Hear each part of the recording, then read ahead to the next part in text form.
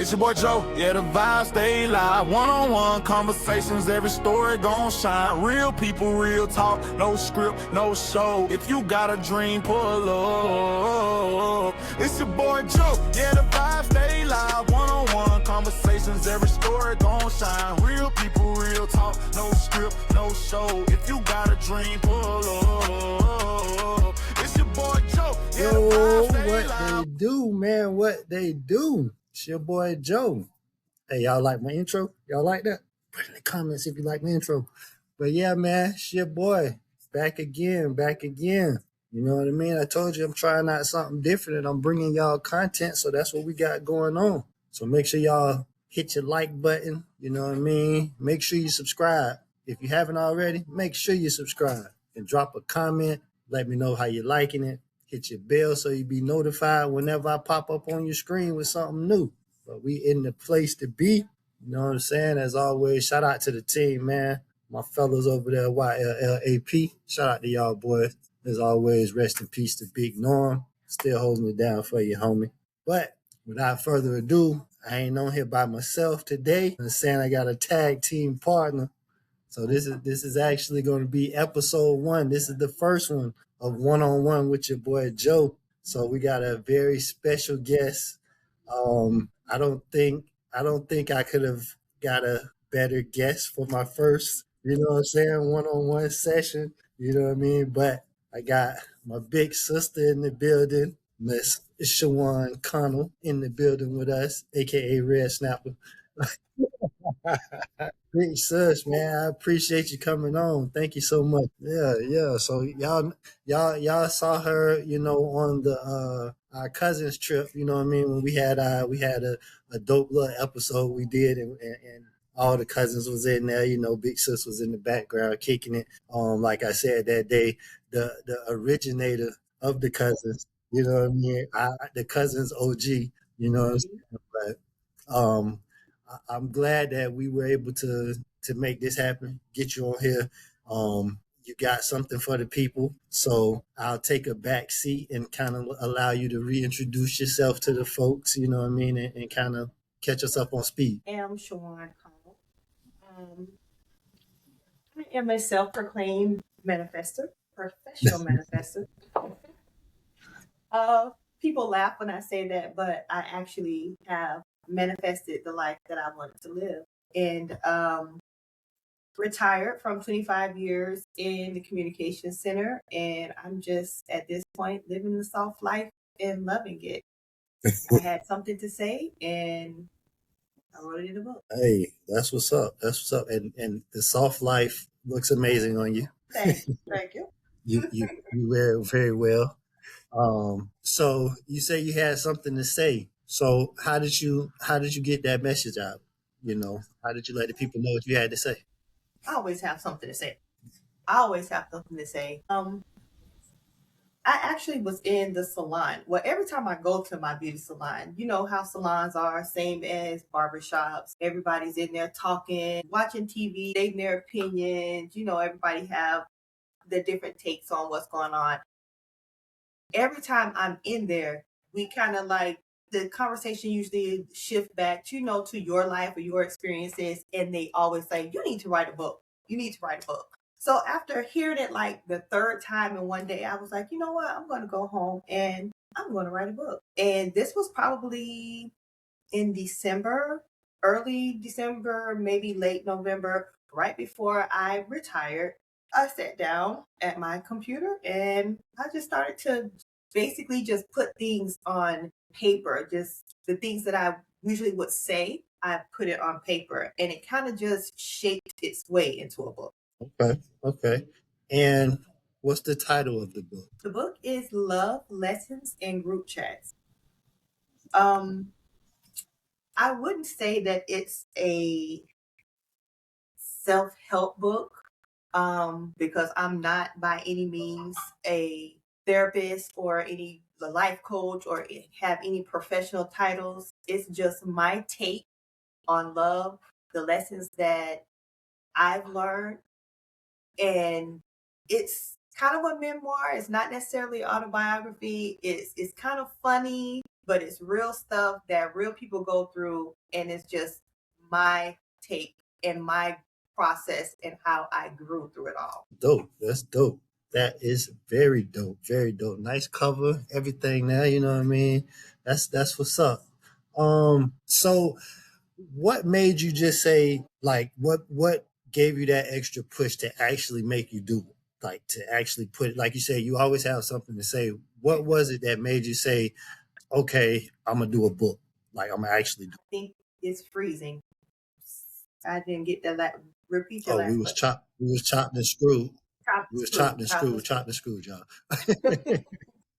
So I was saying, because you said you always have something to say, what actually made you say, I'm going to make it into a book? I'm gonna push it that far. It's kind of like, I'm gonna go back to one of my former lives. Um, I I cook a lot. Not a chef, but I'm gonna be You are. You're a chef. And I was always asked. Someone was always asking me to make this, or can you bake this for me, or can you make me a pan of this, a pan of that? And I'm like, why am I doing all this for free? If I'm going to do it, I may as well profit in some way from it. Being that I'm always in some kind of situation, be it in the salon, maybe in the doctor's office, in the line at the grocery store, people seem to always want to hear what I have to say. So I was like, why not profit from it? And That's a fact. like I said, I always have something to say. I always have an opinion on something. And when I started to write it, it just kind of like took its own form into a book. It just came with the mindset. I'm like, okay, everybody keeps saying write a book, write a book, write a book. I've always been kind of swifty with a pen. It's always been mightier than my sword. And so I was like, you know what? Let's see if we can turn a profit from this. I have Okay. nothing else to do. So why not? Retired life. Did you ever have the thought that nobody's going to read this? I That's amazing. didn't have the thought that nobody's going to read this, because I know that somebody's going to read it. Now, how profitable or how many people are going to read it?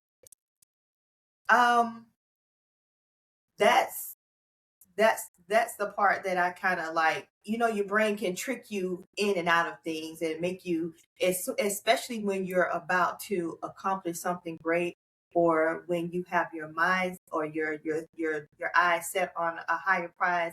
It's always that little self-doubt, or that little negativity that seep in and be like, okay, yeah, somebody's going to read it, but you probably going to get 10 people to read it. But I always have to put my best foot forward and put everything on the line, and I leave the rest to my manifestation. And I'm a firm believer of you get what you put out. And when you put good things out in the world, I'm a person that I help people when they need help. I give advice when it's asked. I just feel like that once it get in the right group setting and people start to read it, it's definitely something that I know women, it's not particularly for women, but I know that when a certain group of women read this book, it's going to be this, girl, you got to read this book. Catch on like, wow. Yeah. So once you started it, did you get to a point where it was like, oh, I got to finish this now? Like, Yes. do you remember what that point was, or like Yes. what happened that made you think that? It was when I got to the chapter on self-love. And I always use our mom, and I use my daughter as my sounding boards. And I didn't use AI. I didn't use ChatGPT. I wrote it. But you know, after you write stuff, you start to sound a little bit redundant, or so you might say, okay, how is another way that I can say this? So I kind of, read excerpts and bits and pieces to them, and they were like, that book, like, our mom, she was like almost in tears, and Amani was like, oh my gosh, that's going to really help somebody. I was like, it was one point that after I had written the chapter and I went back to edit it and I read it and kind of got choked up, I was like, okay, I got to finish this. Because for a minute, I had stopped writing. I say for like a month, I had just stopped. And I don't know why. I just kind of got like, I guess what is it called, writer's block. I don't, like I said, I don't really consider myself an author. I just wrote this book. Now, do I have another book in me? I don't know. I don't know if I have anything else to say. But I got to a point where I was just like, okay, I don't think I have anything else to say. I don't even know what else to say. I think I've said everything. But after I went back with fresh eyes and I read that chapter, I was like, oh, I got to finish this. I have to finish this. Okay. So to you, what was the hardest part about writing? Hardest part about writing was I would say, like I said, trying not to, well, I'm going to give a little bit of the book. A lot of the book is based on the lessons that I learned. And your biggest lessons always come from your hardest trials. And my second marriage was probably the most tumultuous time in my entire existence.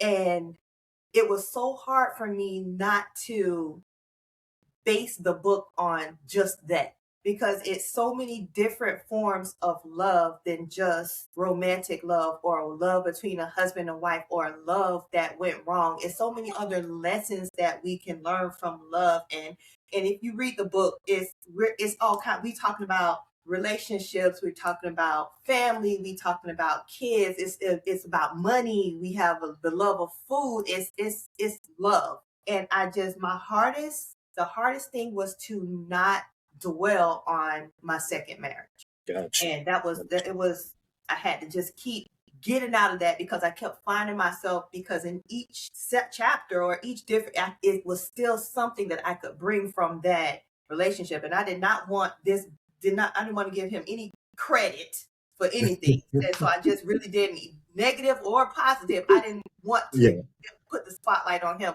But it is a lot of this book does circle around that, because that's where I learned a lot of my lessons. Okay. Were there any parts, so kind of a two-part question, were there any parts that you had to rewrite? And if so, like how many times did you have to rewrite? Yeah.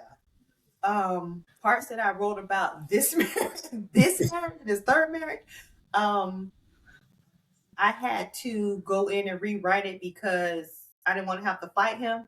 So I kind of, because he's private, but he's not. He put it this way: he don't want me to tell it. He want to tell it first. So it was that the part that I wrote about our love life, because there is a part in there about intimacy. I had to tread lightly with that. So that's the one that I think that I had to keep going back to. And I think I rewrote that chapter probably 3 times just to make it, not fightable with him. Not fightable. Yeah. Crazy. not fightable is crazy. Yeah. So, oh, hold on. Chopped and screwed me real quick. Okay, hold on. He chopped and screwed. Let me get my. Yeah. Yeah. So you just mentioned those two chapters. Out of those two, or if it's a different one, which chapter was the most emotional for you to actually write? Wow. I got a little, well, there's a chapter about children, and if you know me, that's I'm a mom before I'm anything else. And I actually had a really good time writing that chapter, but towards the end, when I went back and read it, I was like, oh, did I really write that? It kind of got choked up on that. But believe it or not, the food chapter was, you got to read it to see where I'm coming from with it, because the name of the chapter is Love Served Warm. And in the Black community, food is the center of a lot of our togetherness, and a lot of family. Everything we do, is some kind of food involved. Oh, it's gonna be food. Yeah, it's gonna be food. Food on the floor. There's gonna be some food on the floor. There's gonna be some food on the floor. Yeah, but I think that the self-love and food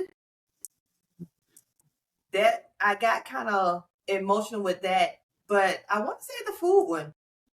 Yeah. Interesting. Okay, definitely got to read it because I'm gonna keep that. I'm gonna keep that in. You know, what I'm saying when I'm reading that.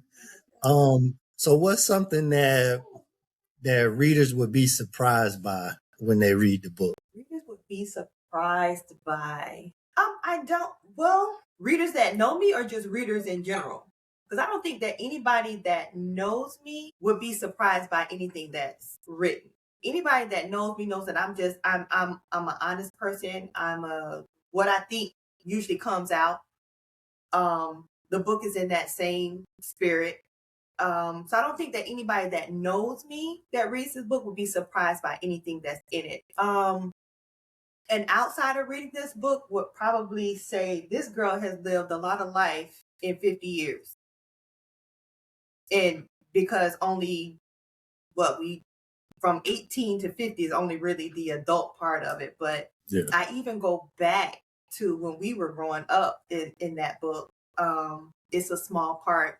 I think I went all the way. I think the earliest memory is from when I was 8. I think I went from 8 on up, and they probably be surprised at how much has transpired in the time that I've been an adult. Okay, cool. So speaking of your childhood and going back there, growing up, do you think anybody in the family would have thought that you would be an author? Probably Nation Mo. Though they would, because they know me on that level. Anybody else? No, I don't think so. I still don't think they take me serious anyway. They will when they read this book, but I don't think that anyone in our family is going to take this book or me seriously until they actually read it. Take you serious in the sense of An author. like Being not an looking at you as just Wani, like Yeah. Wani, but when they read it, it'll be like, oh, wow. Yeah. look, Shajuan's an author. Exactly. Yeah. Yeah. And then no AI. This is all Right. This is all her. Me. So this is raw emotion Yep. that you're gonna feel in this book. And AI is great, you know what I mean? It can help you, you know what I mean, help you in so many different ways, but that's one thing that AI can't do. Like even if you tell it something and it give you something, it's not gonna be that same feeling that is it if you actually just give it to the people. Right. So yeah, and AI is great. It's great as far as if you want to write a fictional book, if you want to write a how-to book, if you want to write a manual, workbooks, it's great. But when you're telling your perspective, your perspective is your perspective. AI can't give me my perspective or the lessons that I've learned or the growth that I've made. That can only come from you. I mean, you can use it to edit or you can use it to say, hey, how can I say this better? But the spirit of the book, the energy of the book, that when you're writing a memoir, you're writing your story. Yeah. AI was not an option. What's up? So has anyone read the book outside of Scooty and Mama? Well, they have not read the book. They've only had bits and pieces, like, I want to read this to you, tell me what you think, or you think I need to add something. But the only person that has read the book in its entirety is Albert. That's because he's my agent. So he read it. He read it before he sent it to the publisher. And so how was his reaction? Because you're reading it as your agent and your husband. Right. So how was his reaction to the book after he read it? He actually was shocked. He was a little surprised, and he was like, I was taken aback by his comment, but because he was like, he was like, I'm betting the farm on you. He was like, you have a really good piece of work right here. And he was like, I'm betting everything on you. And at first we thought about self-publishing, but he was like, nope, we're pulling out all stops because this is something that people need to hear. And it's not 250 pages. It's not, like I said, I'm not Iyanla Vanzant. I'm not giving anybody any life lessons. I'm just telling you from my perspective the things that happened to me and how I progressed. Yeah. it has its moments where it's kind of funny and it's chuckling, and if you know me, you'd be like, oh, she definitely wrote this book. But yeah, I'm proud of it, and I'm waiting to see what it's going to do. That's what's up. So honest reaction. How nervous were you when you hit finished and sent it in? Like, I'm done. I actually wasn't nervous. I was excited to see what someone else outside of Lois, because you know I can write the ABCs and she's gonna be like, oh my God, she wrote the ABCs. So I was kind of excited to see what someone else other than my circle was going to think about it. And when we got the reviews and they said it was, would be categorized with Michelle Obama and the Yana Van Zant and some other author, I can't even remember her name. I was like, okay. So I wasn't nervous at all. It's good. I don't fear rejection. I mean, tell me no is no. Hey, try something else. Yeah, that's dope. So when is the book officially available? Do y'all have a date? I don't have a date as of yet. We had a few little hiccups with the editing. I just sent it back again for the final. This should be the actual final editing. And what's this? The end of June? I would say end of July at the very latest. It may be as early as the middle of July, but end of July, very, very latest. And I mean, copies on shelves latest July, the end of July. Okay, that's what I was going to ask. How will the book be available? Is it going to be, so you say it's going to be on shelves? Yeah, and then it's going to be. Yeah, we're not. We ain't playing no games. We're not doing the Amazon only. I'm talking about we're doing launch parties. We're doing podcasts. There's a really good group out there called the Book Rich Club, and they get you notarized. You get your I don't want to say notarized, but they get you you noticed. They get they put you on different platforms, different speaking engagements. I know that like Barnes and Nobles and all these bookstores are at the mercy of Amazon because everybody buys everything off of Amazon. But I want my book actually on shelves. I want them at the checkout line at Ross. I want them in Michael's. I want them in Target. I want them when you check it out at the register at Old Navy. I want you to see that cover in stores on shelves. So they will be available online. We do have a website that's in the making. It's going to be on the website. It's going to be on social media platforms. And we pulling out all the stuff. Okay. Yeah, y'all know as soon as them links available, your boy is dropping them. Absolutely. So, make sure y'all tap in. Look, launch parties, I have to pull out the camera, we outside, you know what I mean? I'm about to pop up. We got to pop up. So I'm going to give you, so we're going to jump into this little segment, stand on it. You know what I mean? So I'm going to give you kind of a this or that. And you just stand on your answer, whichever one you're going with. Okay. So we going physical books or ebooks? Physical book. All right. So would you rather a best-selling book or them to pick it up and make it into a movie? Bestseller. Write one amazing book or 10 decent books? One amazing book. I already knew the answer to that. I already knew the answer to that. Man, no, don't give me no decent nothing. Give me the one classic. Right. One classic. If you could get one celebrity to promote your book, who would it be and why? Celebrity to promote my book and why? I'm going to say Sherry Shepherd, and I can't tell you why, but I am going to tell you why, but it's not going to make sense to you. Like I told y'all, I know y'all laugh at me when I say I'm a professional manifestor, but I am. And when I do these things, she's just who came. These things come to me in almost like a movie form. And even though I know that her show is being canceled or whatever, that she's just who popped up to me. And she's not a person that, I like Sherry Shepherd. I like her. I think she's funny but I have no idea. But it's just, that's who was just laid on my spirit was Sherry Shepherd, and I could just see the whole thing. I could see what she's wearing, I could see what I'm wearing, I could see everything. Dang, y'all tag Sherry Shepherd in the comment. We tagging Sherry Shepherd. We cutting this and we tagging her for and sure. Look, when they say I didn't choose this soft life, it chose me. I didn't choose her. She must have chose me because that's just who I saw. I don't think I'd have guessed that in a million tries. Yeah. That's funny. That's funny.